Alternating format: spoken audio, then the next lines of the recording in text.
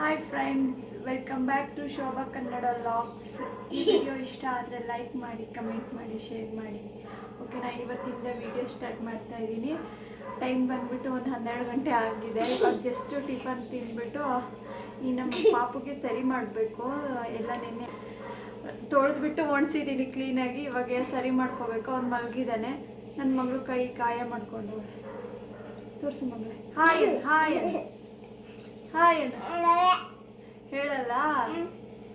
Okay, video start ಮಾಡೋಣ. Washing ಮಿಷಿನ್ಗೆ ಬಟ್ಟೆ ಕೂಡ ಹಾಕಿದ್ದೀನಿ, ಒಣಗಾಕಬೇಕು. ಅವನೇನಾದರೂ ಎದ್ದು ಬಿಡ್ತಾನೆ ಅಂತ ಹೇಳಿ ಇನ್ನೂ ತೊಗೊಂಡೋಗಿ ಹಾಕಲಿಲ್ಲ. ಇವಾಗ ತೊಗೊಂಡೋಗಿ ಹಾಕಿ ಬರಬೇಕು. ಆಫ್ ಆಗಿದೆ. ಬಿಡು ಮಗಳೇ.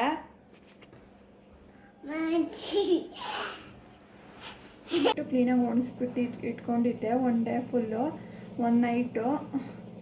ಇವಾಗ ಕ್ಲೀನಾಗಿ ಇದನ್ನು ಹುರ್ಕೋಬೇಕು. ಹುರ್ಕೊಂಡು ಪೌಡ್ರ್ ಮಾಡಿ ಇಟ್ಕೊತೀನಿ. ಜಾಸ್ತಿ ಇದೆ, ಹಾಗಾಗಿ ಒಂದು ಸಲ 2 ಸಲ ಹಾಕ್ಕೊತೀನಿ.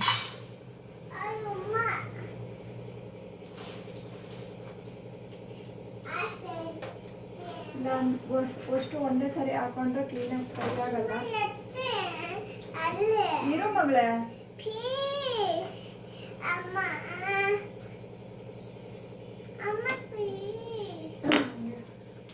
ಅಲ್ಲಿ ಬಾಟ್ಲುಗಳಿದಾವೆ. ಸಣ್ಣ ಉರಿ ಇಟ್ಕೊಂಡು ಕ್ಲೀನಾಗಿ ಫ್ರೈ ಮಾಡ್ಕೋಬೇಕು.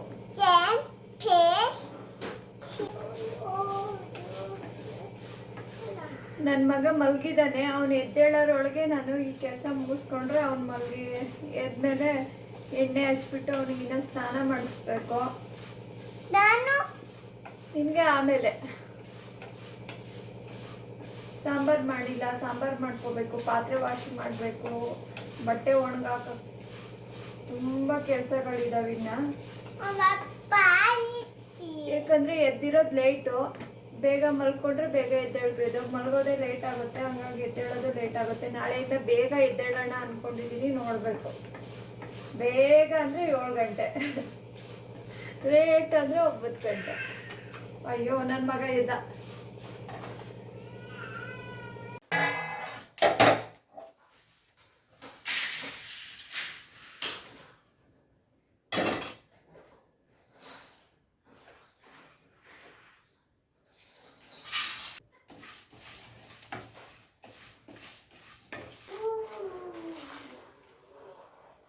ಬಿಸಿ ಇರುತ್ತೆ, ಕ್ಲೀನಾಗಿ ಹಾಕ್ಕೋಬೇಕು.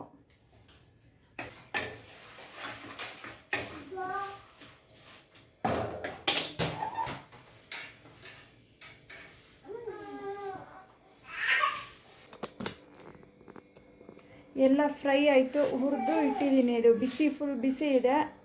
ನನ್ನ ಕೆಲಸಗಳೆಲ್ಲ ಮುಗಿಸ್ಕೊಂಡು ಬರೋದ್ರೊಳಗೆ ಆರುತ್ತೆ. ಅವನಿಗಿನ್ನ ಎಣ್ಣೆ ಹಚ್ಬಿಟ್ಟು ಸ್ನಾನ ಮಾಡಿಸಿ ನೀರು ಕಾಯೋಕ್ಕಿಡಬೇಕು. ಎಲ್ಲ ಕೆಲಸ ಮುಗಿಸ್ಕೊಬಂದು ಅವನನ್ನು ಮಲಗಿಸ್ಕೊಂಡು ರುಬ್ಕೊತೀನಿ.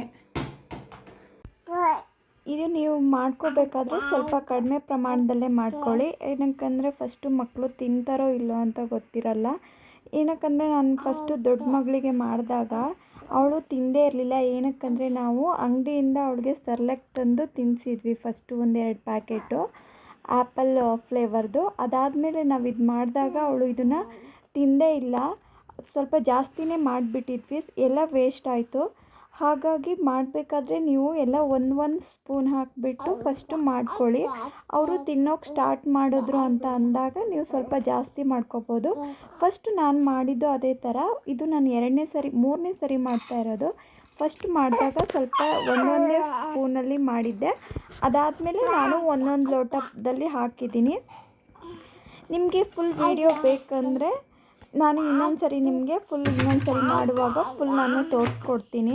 ಇವಾಗ ನಾನು ಪಾಲಕ್ ಸಾಂಬಾರು ಮಾಡ್ತಾಯಿದ್ದೀನಿ. ನಾನು ಯಾವಾಗಲೂ ಪಾಲಕ್ ಸಾಂಬಾರನ್ನ ಯಾವ ಥರ ಅಂತ ಅಂದರೆ ಫುಲ್ ಎಲ್ಲ ಒಂದೇ ಕುಕ್ಕರಲ್ಲಿ ಹಾಕಿಬಿಟ್ಟು ಒಂದೇ ಬೇಳೆ ಹಾಕಿಬಿಟ್ಟು ಆಮೇಲೆ ಒಗ್ಗರಣೆ ಹಾಕ್ತಿದ್ದೆ, ಸಾಂಬಾರು ಪೌಡ್ರ್ ಹಾಕಿಬಿಟ್ಟು.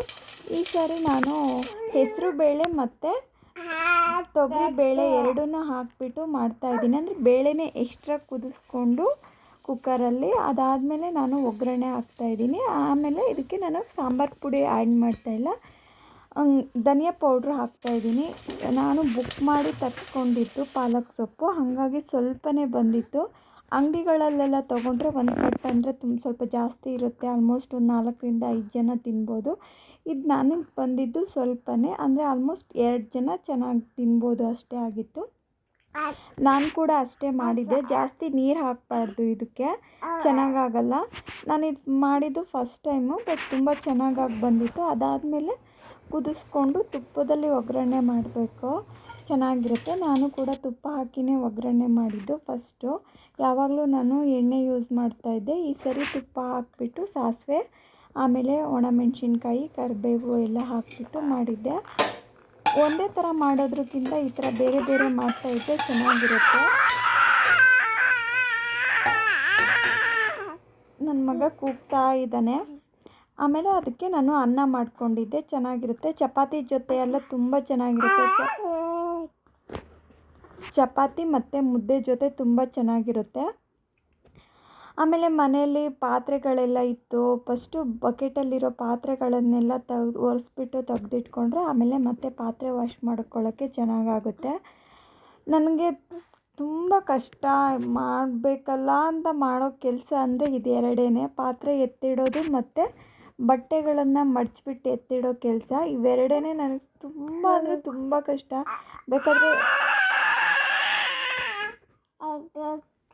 ಸಿಂಕಲ್ಲಿರೋ ಪಾತ್ರೆಗಳು ತೊಳೆದಾಕ್ತೀನಿ. ಅದಾದಮೇಲೆ ಬಟ್ಟೆಗಳು ವಾಷಿಂಗ್ ಮಿಷಿನ್ಗೆ ಹಾಕ್ತೀವಲ್ವ, ಅದನ್ನು ವಾಷಿಂಗ್ ಮಿಷಿನ್ಗೆ ಹಾಕೋದು, ಮೇಲೆಗಡೆ ಒಣಗಾಕೋದು, ಎತ್ಕೊಬರೋದು, ಇದೆಲ್ಲ ಮಾಡ್ತೀನಿ. ಬಟ್ ಬಂದಮೇಲೆ ಮಡಚಿಬಿಟ್ಟು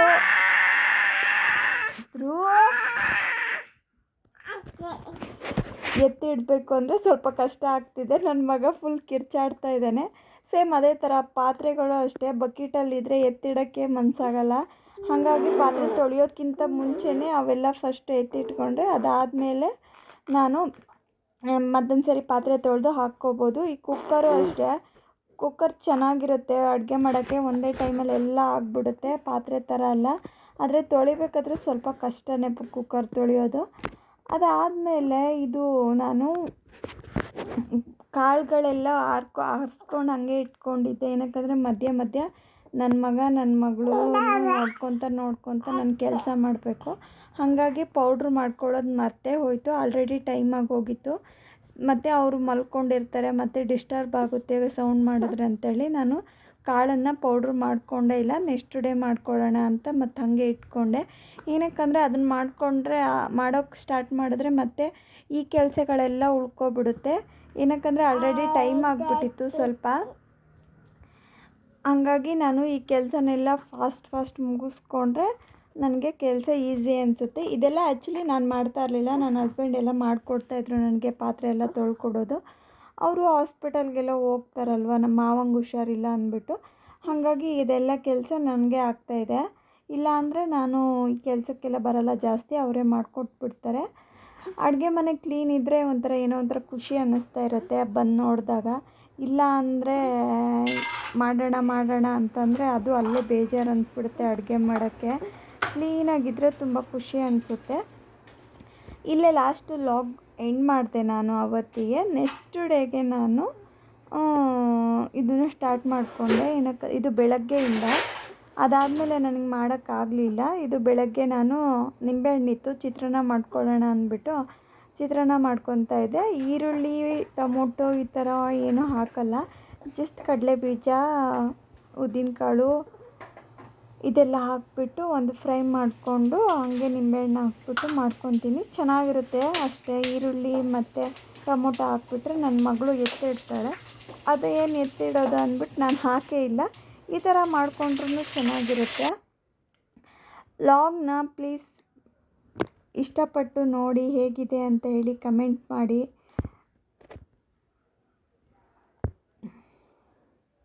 ಸ್ವಲ್ಪ ಕಷ್ಟನೇ ಆಗ್ತಾಯಿದೆ ಮಾಡಲಿಕ್ಕೆ.